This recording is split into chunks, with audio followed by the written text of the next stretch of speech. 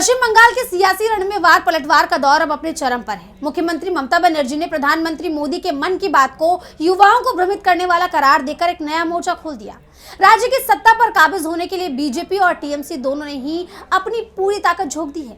जहां ममता बनर्जी अकेले केंद्र की शक्तियों से लड़ने का दम भर रही हैं, वहीं गृह मंत्री अमित शाह भ्रष्टाचार और सुरक्षा के मुद्दों पर सरकार को घेर रहे हैं, जिससे बंगाल चुनाव अब और दिलचस्प होता दिखाई दे रहा है। क्या है पूरी खबर, देखिए इस रिपोर्ट में।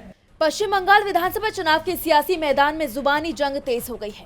बीरभूम के सूरी में एक चुनावी जनसभा को संबोधित करते हुए मुख्यमंत्री ममता बनर्जी ने प्रधानमंत्री नरेंद्र मोदी और केंद्र सरकार पर तीखा प्रहार किया। ममता बनर्जी ने पीएम मोदी के चर्चित रेडियो कार्यक्रम मन की बात को युवाओं के मन को प्रभावित और भ्रमित करने का जरिया करार दिया।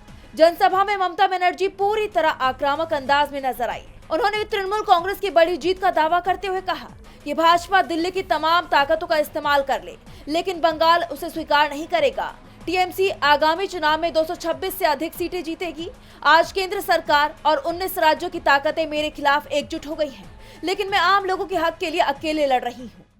তৃণমূল কংগ্রেস ছাড়া আর কেউ মানুষের জন্য লড়াই করে না, রাস্তায় থাকে না, বিপদে আসে না, দুর্যোগে আসে। वहीं करीमपुर में टीएमसी सांसद अभिषेक बनर्जी ने कहा कि अगर आप बंगाल के लोगों पर हमला करने की कोशिश करेंगे तो बंगाल के लोग आपको रिजेक्ट कर देंगे।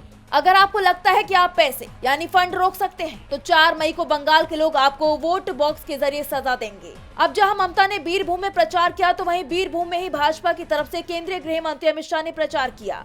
उन्होंने कहा कि बंगाल की जनता कटमनी और सिंडिकेट राज से त्रस्त है। भाजपा की सरकार बनते ही भ्रष्टाचार करने वालों को उल्टा लटकाकर सीधा कर दिया जाएगा।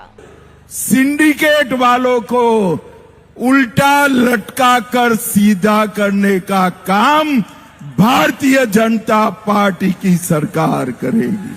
शाह ने सुरक्षा के मुद्दे पर घेरते हुए वादा किया कि भाजपा के शासन में बंगाल की बेटियां रात 1 बजे भी निडर होकर बाहर निकल सकेंगी और संदेश खाली या आरजीकर जैसी घटनाएं दोबारा नहीं होगी। हर दल की तरफ से जारी वार पलटवार ने बंगाल चुनाव को और दिलचस्प बना दिया है। डीवी लाइव की रिपोर्ट।